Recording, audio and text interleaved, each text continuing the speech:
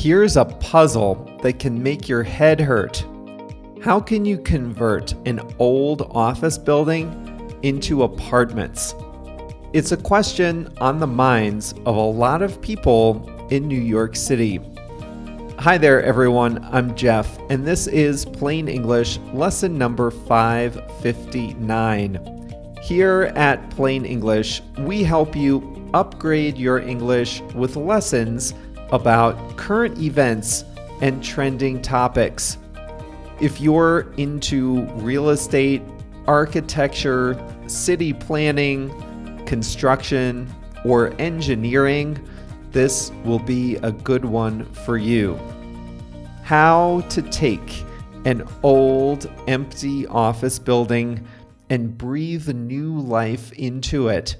There are a lot of challenges, but for those few developers who can do it right, there can be big rewards.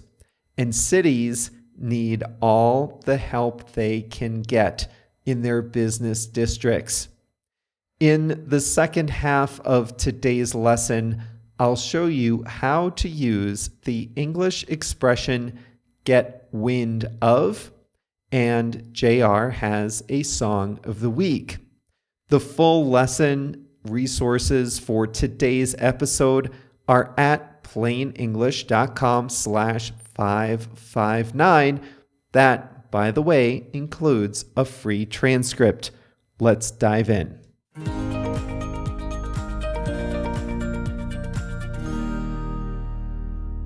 New York's office vacancy rate is about 16 or 17%. That means about 17% of all the space inside office buildings is currently empty and available for rent. That's high by historical standards, but even that covers up an uncomfortable truth. The newest buildings are doing very well.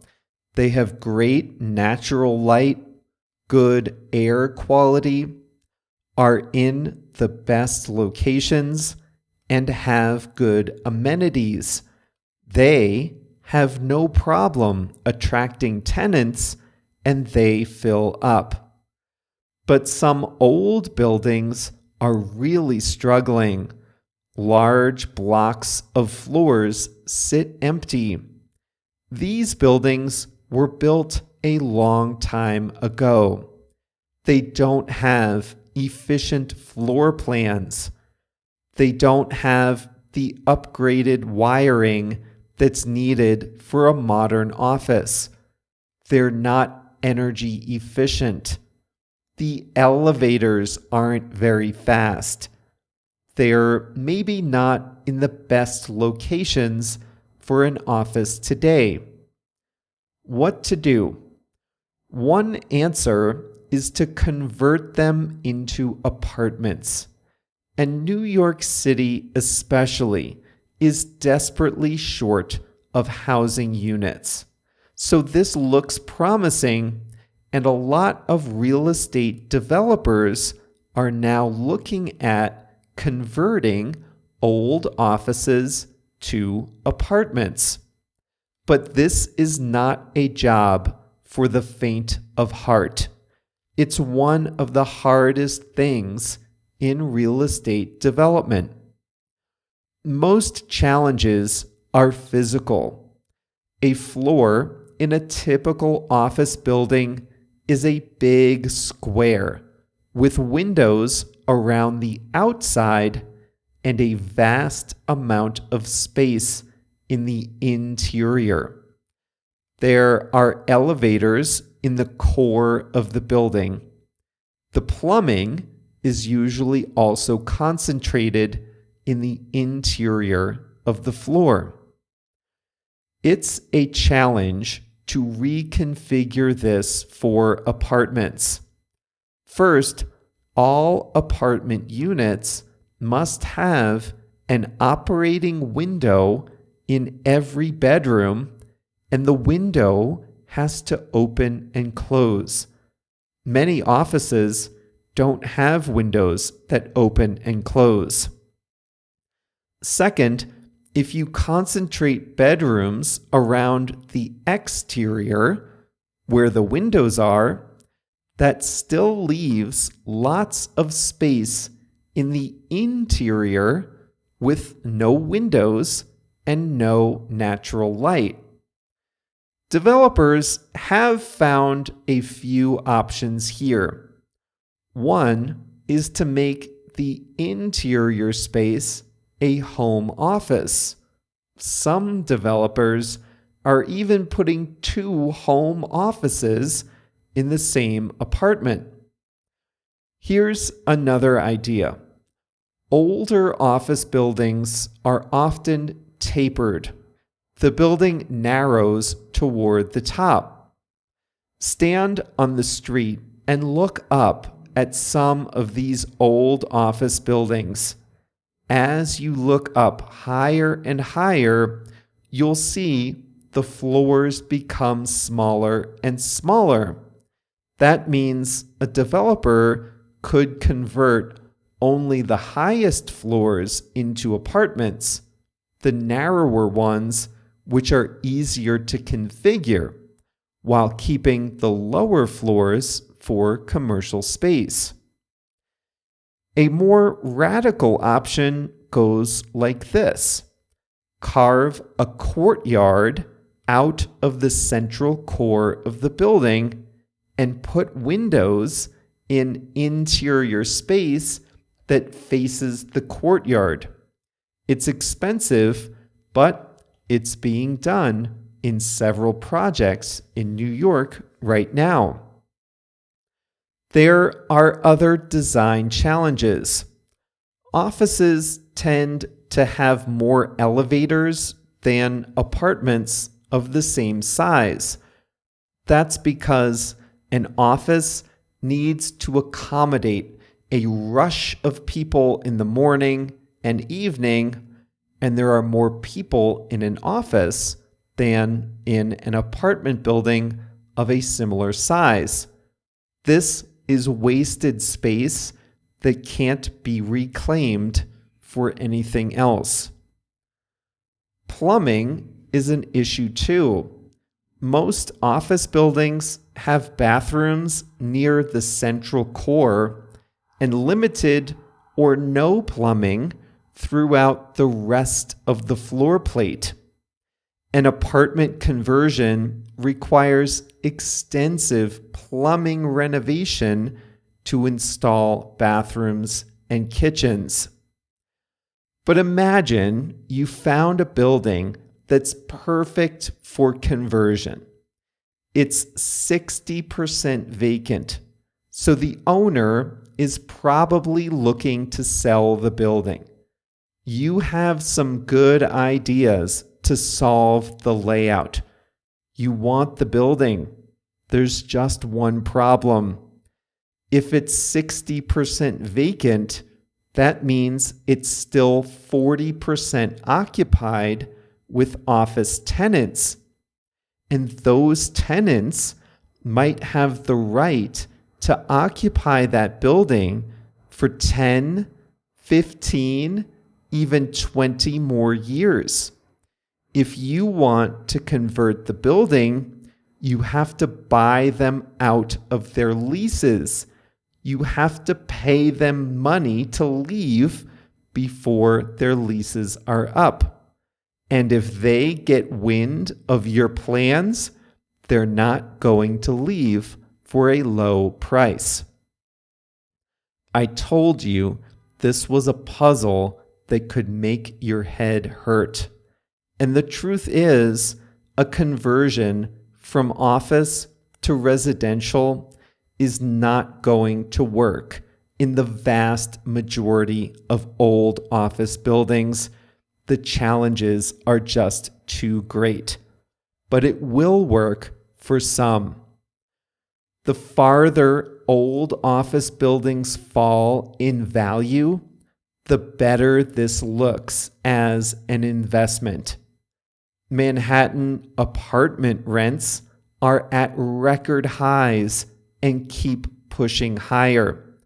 So the gap in value between apartments and offices is growing. And when that happens, the rewards get bigger for any developer that can solve this puzzle. The city government can help too. As you learned on Monday, the city has a strong interest in keeping its buildings full and paying full taxes. New York real estate is full of Byzantine rules from decades past that don't make much sense today. Zoning rules can be relaxed, permits can be expedited, tax incentives can be extended. This strategy worked to convert offices in Lower Manhattan into apartments after the 1987 stock market crash and the September 11th attacks. In the 1970s, just 700 people lived in the financial district of Lower Manhattan. Now, the number is almost 85,000. So even if the conversion strategy is successful, there will still be a large, troubled cohort of office buildings. Buildings constructed in the 1960s, 1970s, and 1980s are in the most trouble. They are too big to be converted into apartments, but too old to be desirable to modern tenants. They can be renovated into better offices, but that's not a good investment now. There are just not enough office tenants to fill the space and pay back the investment on the renovation. So owners of these older office buildings and the banks that lend on them are in for a rough couple of decades.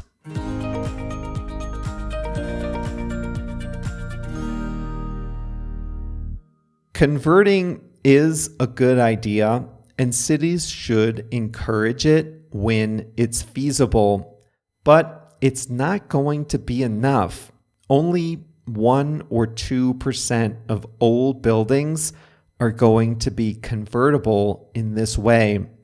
So if cities want people back, they're going to have to find another way to add places to live.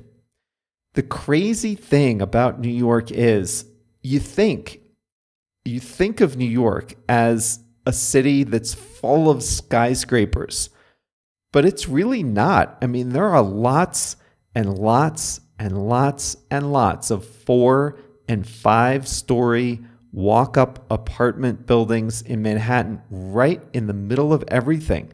I lived in one steps from Central Park. But in New York, they have this crazy zoning system that means you can have a super tall, pencil-thin tower on one block going 80 or 90 stories in the air, surrounded by 5-story buildings for many blocks around it. But untangling all of that would be a real mess.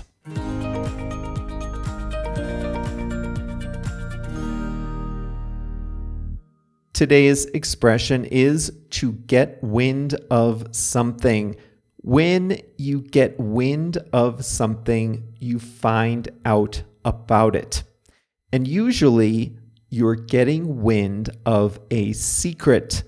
Usually, when we use this phrase, you hear about something from another person that the other person did not want you to know.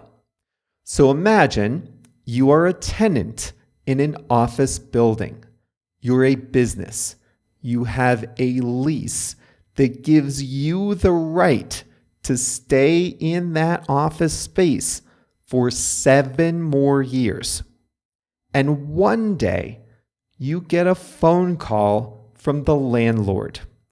And the landlord says, hey, how about we pay you some money now and you just leave and we forget about the 7 more years on your lease? Now you might say, not a bad deal. I can just take the money and go get another office. I might even be able to get another office cheaper. That sounds good. Thanks very much. I'll think about it. But then imagine that you get wind of the landlord's plan to sell the building to a developer. If you get wind of that plan, if you find out about that plan, then you might want to start playing hardball with the landlord. Because if the landlord wants to sell the building vacant, then the building owner really needs you out. And the owner might be willing to pay more for you to leave. So if you get wind of that plan, then you, as the tenant, will say to the landlord, sure, I'll leave before my lease is up, no problem, but you need to double that offer or I'll just stay here and bide my time. We talked about bank failures a few weeks ago. On March 10th, Silicon Valley Bank failed and was taken over by the government. It was the second biggest bank failure in American history right here in 2023. It held the company deposits for a lot of startups in Silicon Valley. Well, I read a story that went something like this. Startup founders were going about their business on March 9th, doing whatever they would normally do on a Thursday, when they got wind of trouble at their bank. They found out about the trouble the bank was having, so they stopped everything to withdraw their money from the bank. Now, as soon as they got wind of the problems at the bank, they withdrew their money, making the problems worse. And the next day, Friday, March 10th, the bank collapsed. In lesson 529, we talked about the incredible story of 2 Venezuelan immigrants in Florida that attempted to scam their country's corrupt elite out of their homes. You remember that certain people, drug smugglers, whatever, from Venezuela are under economic sanctions and they can't travel to the United States, but they own homes in Florida, many of them. So these 2 decided they'd impersonate the owners of the homes and take out expensive loans against the homes and use the proceeds to live large. It almost worked. And the funny thing is, when the drug smuggling owners in Venezuela got wind of this, they complained that the U.S. justice system didn't safeguard their private property enough. Last week, we talked about a new treatment for obesity. It comes in the form of an injectable drug. For people who are seriously overweight and who face health risks due to their weight, this could be a lifesaver. Patients on the treatment have lost 20% of their body weight in the weeks after going on the treatment. Well, it didn't take long for the TikTok and Instagram influencers to get wind of that and start promoting this drug as the skinny pen.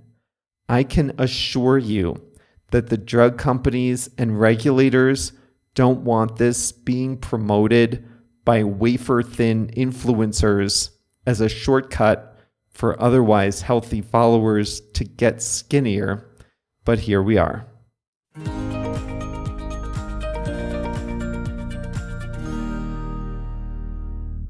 Today's song of the week is Light My Love by Greta Van Fleet. Greta is a girl's name, but Greta Van Fleet is a band of 4 guys. They named the band after a local woman. Anyway, Greta Van Fleet won a Grammy Award for Best Rock Album in 2019. They've played with Elton John, and their sound has been compared to Led Zeppelin, Pete Townsend, and Aerosmith. Light My Love is from 2021. I don't think they sound like Led Zeppelin in that song, but that's just me. It's a good song nonetheless, so thanks JR for picking that one for us this week.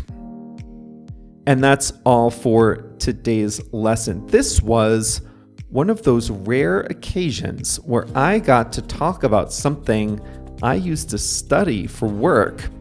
When I was in consulting, my industry specialty was real estate, so this was familiar territory for me. So I hope you enjoyed Monday's lesson and today's lesson, a window into the kinds of things I used to think about all the time. Remember, this was lesson 559, so you can get the full transcript of this lesson at plainenglish.com/559, and you can unlock transcripts of our full library by becoming a free member at plainenglish.com. We'll be back on Monday with a new topic. See you then.